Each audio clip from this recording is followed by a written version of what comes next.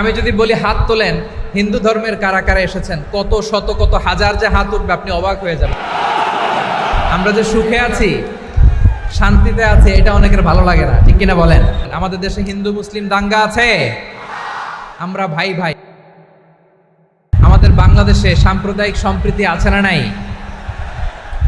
আবহমান কাল থেকে আমরা মুসলিম, হিন্দু, বৌদ্ধ, খ্রিস্টান, পাহাড়ি, নৃগোষ্ঠী মিলেমিশে একাকার, আমরা সবাই মিলে বাংলাদেশ। আওয়াজ করে বলেন ঠিক কিনা?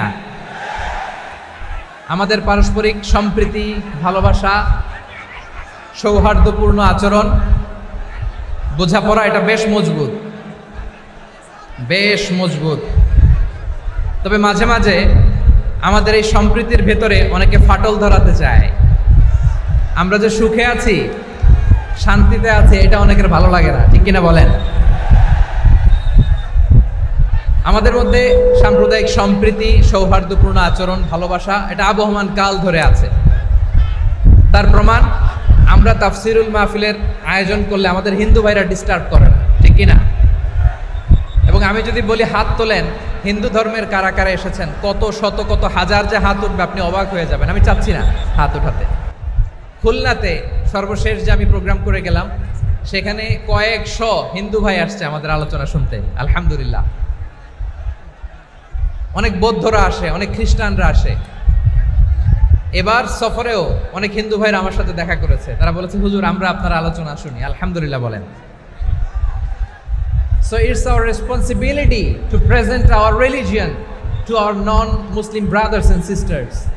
আমাদের অমুসলিম ভাই বোনদের কাছে ইসলামের সৌন্দর্য তুলে ধরা, এটা আমাদের দায়িত্ব। We all are the ambassador of Islam. আমরা প্রত্যেকে দায়িত্বশীল, আমরা প্রত্যেকে এক একজন ইসলামের অ্যাম্বাসেডর, আলহামদুলিল্লাহ বলেন। এজন্য এমনভাবে দ্য বিউটি অফ ইসলাম, ইসলামের সৌন্দর্য আমাদেরকে ফুটিয়ে তুলতে হবে, যাতে করে নন মুসলিমরা শাহাদা পড়ে, কালিমা পড়ে মুসলমান হয়ে যায়। অনেক নন মুসলিম ভাই বোন আমাদের হাতে শাহাদা পড়ে, কালিমা পড়ে মুসলমান হয়েছে, অনেক। সো আমরা যেন ইসলামের বিউটিটাকে তুলে ধরতে পারি, এবং এই যে সম্প্রীতি, এটাকে যেন আমরা অটুট রাখতে পারি। আদতে আদতে বাংলাদেশের ইতিহাস বলে আমাদের দেশে কোনো দাঙ্গা নাই, আছে? লালমনিরহাটের ভাইয়ের আওয়াজ করে বলেন, আমাদের দেশে হিন্দু মুসলিম দাঙ্গা আছে? আমরা ভাই ভাই, আওয়াজ করে বলুন তো, আমরা কি ভাই ভাই? কিন্তু কিছু দুষ্ট লোক আছে, তারা আমাদের সম্পর্কের মধ্যে ফাটল ধরাতে চায়, ঠিক কিনা বলেন? মাঝে মাঝে ঝগড়া লাগাতে চায়।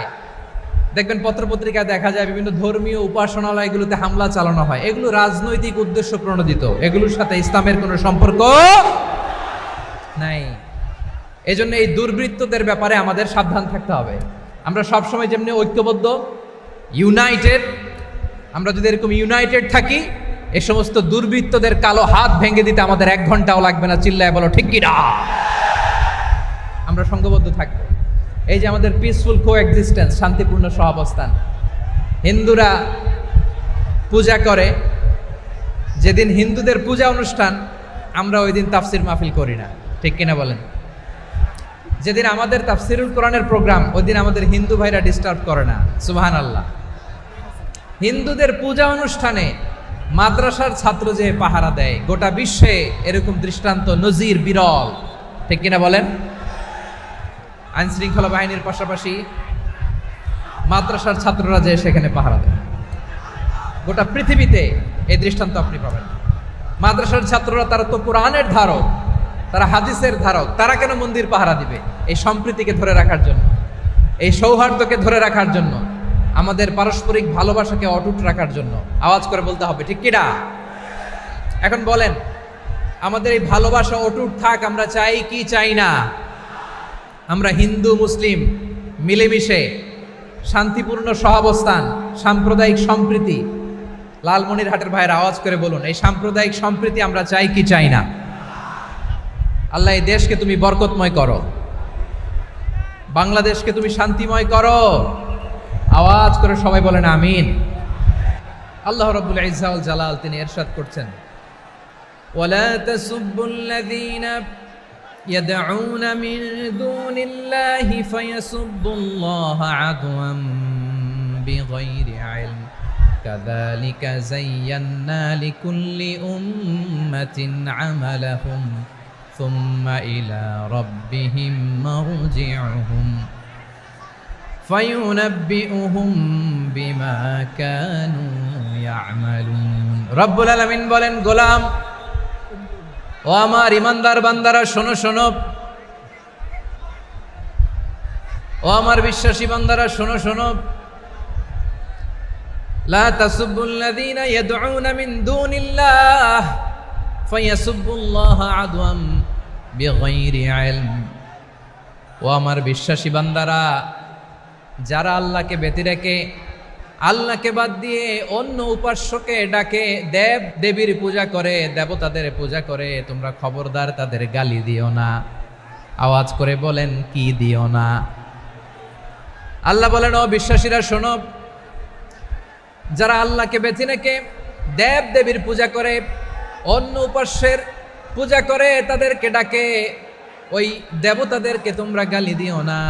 যদি ওই দেবতাদেরকে গালি দাও তাহলে ভুলবশত, শত্রুতাবশত তারা তোমাদের রব আল্লাহকে গালি দেবে, ঠিক কি না? তোমরা যদি তাদের দেবতাদের গালি দাও, ওরা রেগে তোমার আল্লাহরে গালি দিবে, তাহলে আল্লাহরে গালি খাওয়ানোর কারণ হয়ে গেলাম আমি, ঠিক কি না বলেন? রব্বুল আলামিন বলেন, খবরদার বিশ্বাসীরা, আল্লাহ ছাড়া যারা অন্যান্য উপাস্যদেরকে ডাকে, দেবতাদেরকে ডাকে, তাদেরকে তোমরা গালি দিও না। ওই সমস্ত দেবতাদেরকে যদি তোমরা গালি দাও তাহলে তারা আল্লাহকে গালি দিবে, ঠিক কিনা বলেন? আমরা দেবতাদের গালি দিলে ওরা আল্লাহকে গালি দিবে। রব্বুল আলামিন বলেন, খবরদার দেবতাদেরকে গালি দিও না, তাহলে ওরা তোমার রব আল্লাহরে গালি দেবে। প্রতিটি জাতির জন্য তাদের কাজকে আমি আল্লাহ সুশোভিত করে রেখেছি, তারা সবাই একদিন আমার কাছেই ফিরে আসবে। এরপর আমি রব্বুল আলামিন তাদের আমলনামা তাদেরকে জানিয়ে দেব। সুবহানাল্লাহ পড়ে। প্রিয় ভাইয়েরা, আল্লাহ তাআলা বলেছেন, খবরদার গালি দিও না। আদেশটা কার? আওয়াজ করে বলেন তো। হিন্দুদের দেবতা দেবদেবীদেরকে গালি দেওয়া যাবে না। আওয়াজ করে বলুন প্রিয় ভাইয়েরা, এই আদেশটা কার? এই আপনাদের গলার আওয়াজ। অন্য ধর্মের দেবতাদেরকে যে গালি দেওয়া যাবে না, এই আদেশটা কার? আরো জোরে বলুন, কার? গালি দিবেন কোন দেবতাকে? দিবেন? যদি দেন তাহলে ওরা আল্লাহরে গালি দিবে, তাহলে আল্লাহরে গালি খাওয়াইলো কে? আপনি, ঠিক কিনা বলেন? আমি আল্লাহকে গালি খাওয়ানোর কারণ হলাম, কারণ আমি যদি গালি না দিতাম ওরা আমার রবকে গালি দিত না। আওয়াজ করে বলেন, ঠিক কিনা? তাহলে প্রিয় ভাইয়েরা, ইসলাম আমাদেরকে শিখায়, সূরাতুল আনআমের 108 নম্বর আয়াত থেকে আমরা বুঝলাম, কোনো ধর্মকে ছোট করা যাবে না।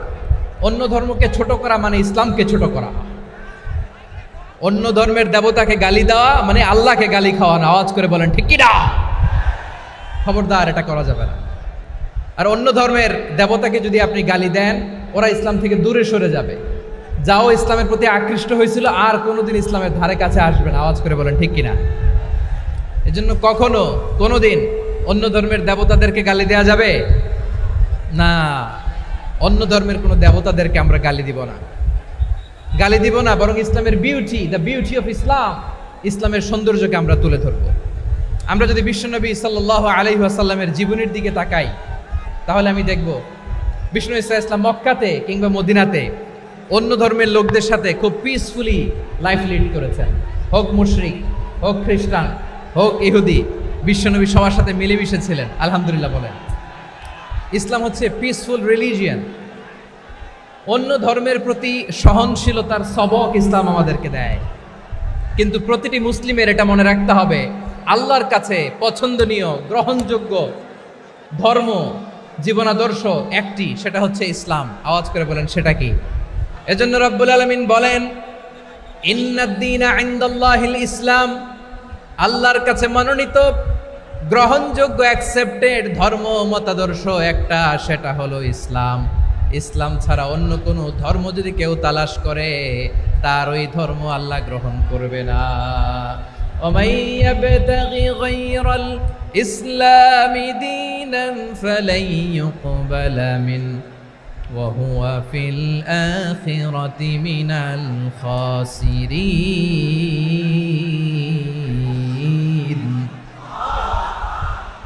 whoever seek anything except Islam, that won't be accepted from him, and he will be loser in the day of judgment. কিয়ামতের দিন ইসলাম ছাড়া কেউ যদি অন্য কোনো ধর্ম তালাশ করেছে দুনিয়াতে, তার এই মতাদর্শ গ্রহণ করা হবে না, and he will be loser.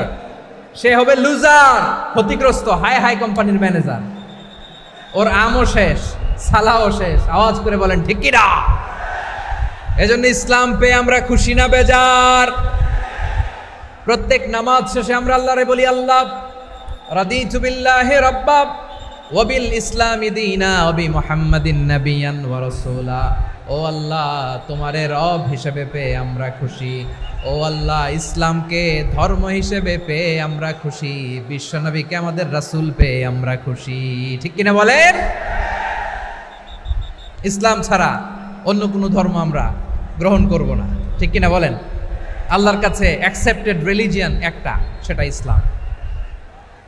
তো বিশ্বনবী সাল্লাল্লাহু আলাইহি ওয়াসাল্লাম মক্কাতে কিংবা মদিনাতে খুব পিসফুলি এক্সিস্ট করেছেন, যে কোনো ধর্মের সাথে মিলেমিশে চলেছেন। তার প্রমাণ আমরা যদি রাসূল সাল্লাল্লাহু আলাইহি ওয়াসাল্লামের বায়োগ্রাফির দিকে তাকাই, তাহলে দেখব তিনি মুশরিকদের সাথে পিস ট্রিটি করেছেন, শান্তি চুক্তি, পিস ট্রিটি, পিস এগ্রিমেন্ট। আপনারা হুদাইবিয়ার সন্ধির নাম শুনেছেন? আমার লালমনিরহাটের কলিজার টুকরা ভাইয়েরা, হুদাইবিয়ার সন্ধির নাম আপনারা শোনেন নাই? 6ষ্ঠ হিজরিতে বিষ্ণু ঈসা ইসলাম মুশরিকদের সাথে এই ট্রিটি করেছেন, চুক্তি। কাদের সাথে? মুশরিকদের সাথে। আমরা তো মুসলমান বসতে পারি না, আমরা দুই মুসলিম ভাই একসাথে বসে চা খেতে পারি না, গল্প করতে পারি না। বিষ্ণু ঈসা ইসলাম মুশরিকদের সাথে ট্রিটি করেছেন, হুদাইবিয়ার সন্ধি।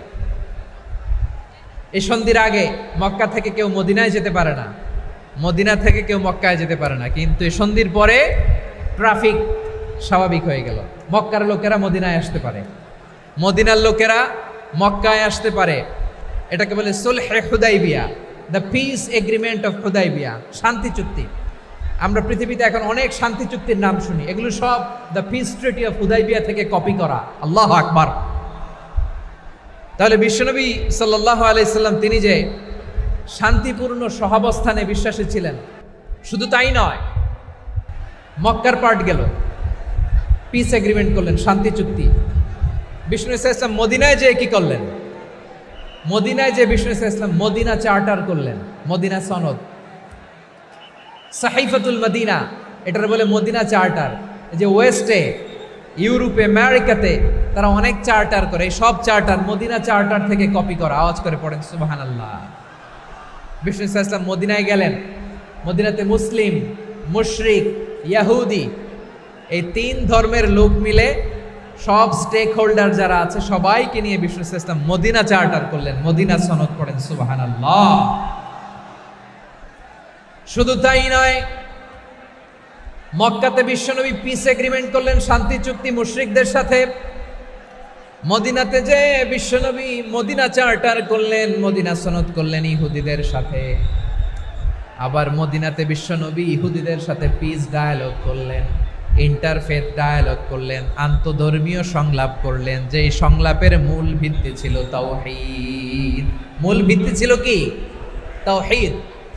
বিশ্বনবী ইহুদিদেরকে ডাকলেন, আহ্বান করলেন, কুল ইয়া আহলাল কিতাবি তাআলাউ ইলা কালিমাতিন সাওয়াইন বাইনানা ওয়া বাইনাকুম আল্লা না'বুদা ইল্লাল্লাহ ওয়া লা নুশরিকা বিহি শাইআন ওয়া লা ইয়াত্তাখিযা বা'দুনা বা'দান আরবাবাম মিন দুনিল্লাহ فإن تولوا فقولوا اشهدوا بأننا مسلمون সুবহানাল্লাহ পড়েন।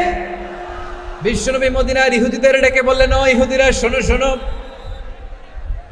আসো এমন একটা আদর্শের প্রশ্নে আমরা একত্রিত হই, যে আদর্শের প্রচার তোমাদের নবীরাও করেছে, আমিও করি, যে আদর্শের কথা তোমাদের পবিত্র ধর্মগ্রন্থগুলোতে আছে, আমার কোরআনেও আছে।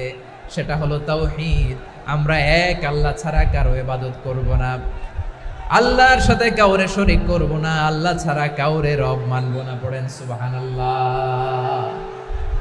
তাহলে আমার প্রিয় লালমনিরহাটের ভাইরা, মদিনাতে যেয়ে তিনি মদিনা চার্টার করলেন, মদিনা সনদ, পিস ডায়ালগ করলেন, শান্তির সংলাপ, ইন্টারফেথ ডায়ালগ করলেন, আন্তধর্মীয় সংলাপ যার ভিত্তি ছিল তাওহীদ। সুবহানাল্লাহ পড়ে।